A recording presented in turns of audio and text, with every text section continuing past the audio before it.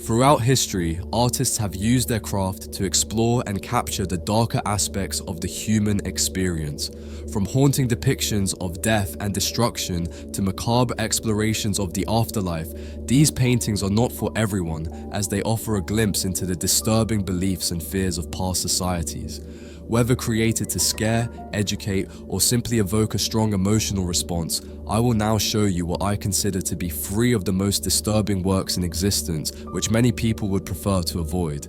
Additionally, I will try to analyze each one, seeking to give meaning to what at first glance might seem like madness and terror represented in art.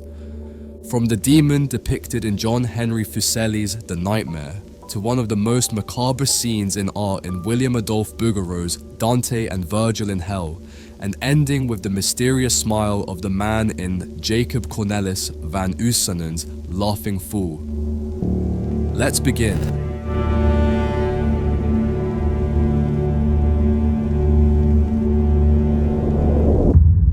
Dreams allow you to travel to places you've never visited, talk to people you don't know, and discover worlds that don't exist. They defy all the laws of physics and logic to create a space where literally anything is possible.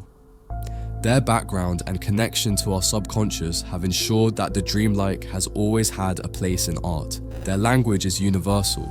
From the romantics to the surrealists, artists from all movements and backgrounds have turned to the world of dreams to feature in their creations. Some explore nightmares and their terrifying imagery, others simply use their possibilities to justify their impossible scenes. You've surely experienced one of those vivid nightmares at some point, the ones that leave you wide awake in the middle of the night with a racing heart. Well, this sensation is precisely what the painter Johann Heinrich Fuseli, better known among the English as Henry Fuseli, represents. There are several versions of the work that are practically identical, but the most widespread was made in 1781. The Nightmare explores our most hidden and universal fears through the depiction of a woman immersed in a dream. Her posture and the brightness of her dress, contrasting with the strong chiaroscuro of the scene, surprisingly carry a certain erotic charge. This is reinforced precisely by the being represented above her, traditionally interpreted as an incubus, a demon that, according to popular beliefs, possessed the victim while they slept and abused them.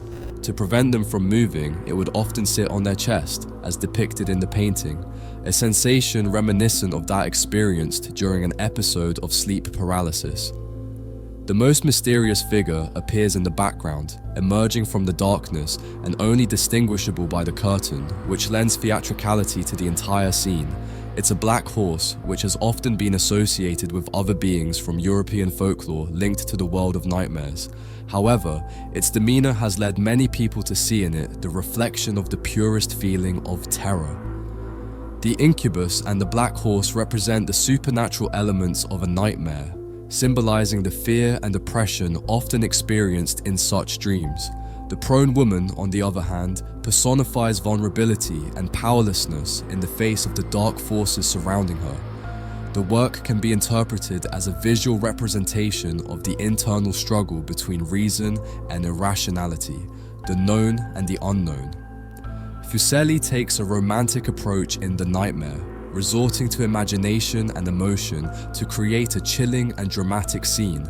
His style is characterized by the exaggeration of forms, the intensity of colors, and the use of lights and shadows to create contrast. The painting also exhibits influences from the Baroque and Mannerism, especially in the representation of the human figure and the theatrical lighting. The Nightmare was created in the context of the Romantic movement, which emerged in the late 18th and early 19th centuries. This movement was characterized by an emphasis on the expression of emotions, imagination, and nature, as well as an interest in the supernatural and mysterious.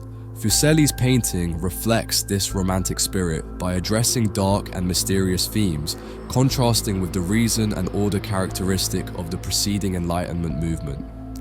Even this work had a significant impact on the development of Romantic and Gothic art, inspiring other artists to explore similar themes in their own works.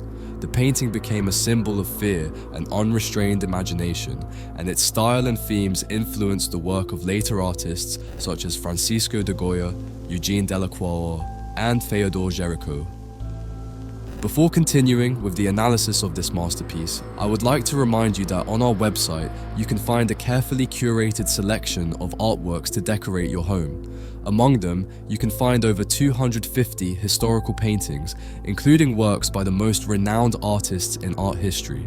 You can buy your painting as a fine art print, museum quality canvas, or phone case. Shipping is completely free worldwide, so I invite you to explore the catalogue once you finish watching the video. By purchasing, you will be supporting me to continue making more videos and also have a top quality artwork in your home. I will leave the link in the description of this video. Now, let's continue.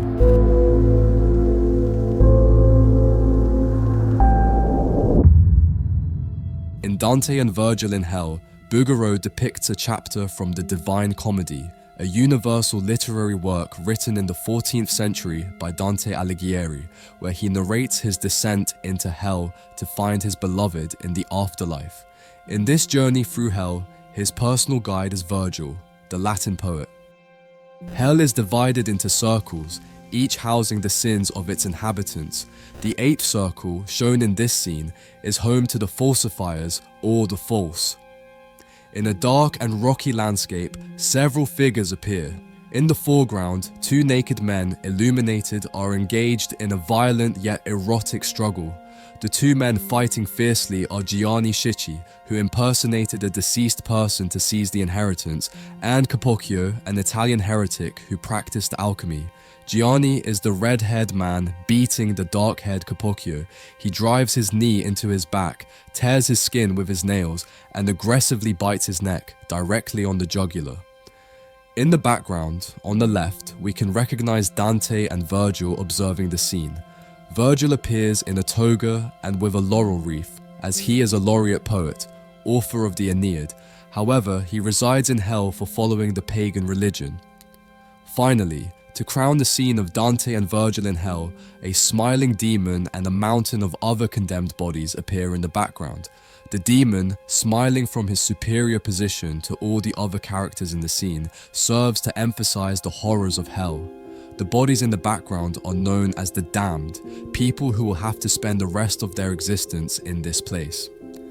This explicitly violent scene also holds an air of eroticism given the conjunction of the 2 naked male bodies, illuminated. It is also a deliberate display of the technical skills of the artist William-Adolphe Bouguereau, demonstrating his ability to depict musculature and anatomy in motion with sublime accuracy.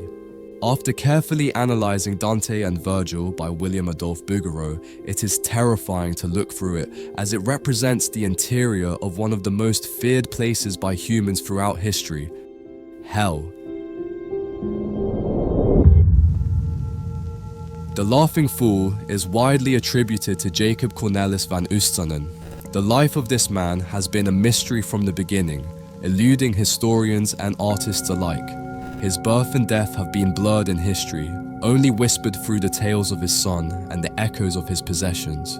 It was rumored that he had a large workshop in Amsterdam where Jan van Scorel perfected his craft, and 2 of his sons also studied there. The artist spent his entire life working, his workshop overflowing with canvases, stained glass, ceiling murals, and woodcuts, many of which have been lost over time. The painting is shrouded in mystery. Some say it might have been painted by an anonymous Dutch artist around the same period. In the painting, the fool, the personification of folly, emerges from Van Oostzanen's brushstrokes. Dressed in a bi-colored garment, a donkey-shaped hood that hides his ears, the fool calls from a past era. In his left hand, he holds a wooden marotte, a funny toy adorned with the head of a jester, a tool not only for his trade but to attract the audience's attention. The right hand holds a frame devoid of glass, a paradoxical accessory used for entertainment rather than vision. Held before his eyes, it becomes a mockery of those who cannot see. Within the layers of paint, the fool is not just an entertainer, but a figure of profound symbolism. a transient figure, a reminder of the fleeting nature of life and the futility of worldly pursuits. It is not hard to see why it is described as so disturbing when contemplated. His sinister smile reminds you of the delicate balance between joy and sadness, a poignant reminder of the futility of human pleasure. The gesture of looking through fingers depicted in the work comes from the saying to turn a blind eye or look away. Essentially, it implies avoiding unpleasant realities by choosing not to see them. The proverb associated with this gesture, "Die niet door de vinger ziet, dient in de wereld niet," suggests a similar idea. He who never looks through his fingers is useless in the world, suggesting that you will never advance if you do not look away from time to time. The question here is the fool in the painting mocking our tendency to ignore evil, or is he himself a fool for doing so? Even to the common man unaware of these themes of deceit, this painting evokes feelings of distrust and suspicion. The glasses also signify the folly of seeking knowledge in the face of inevitable and unpredictable death. The fool in the work is actually not wearing the glasses he holds, which could improve his clarity of vision. Thus, he is also turning a blind eye to evil and corruption in humanity. And this has been the end of this video. I would love to know which of these 3 works you liked the most, and if you have something to share, please do so in the comments. I love reading them and learning even more from all of you. As always, I want to thank you for making it to the end of this video and remind you to leave a like if you found this video interesting and subscribe so you don't miss the next one. See you. Bye.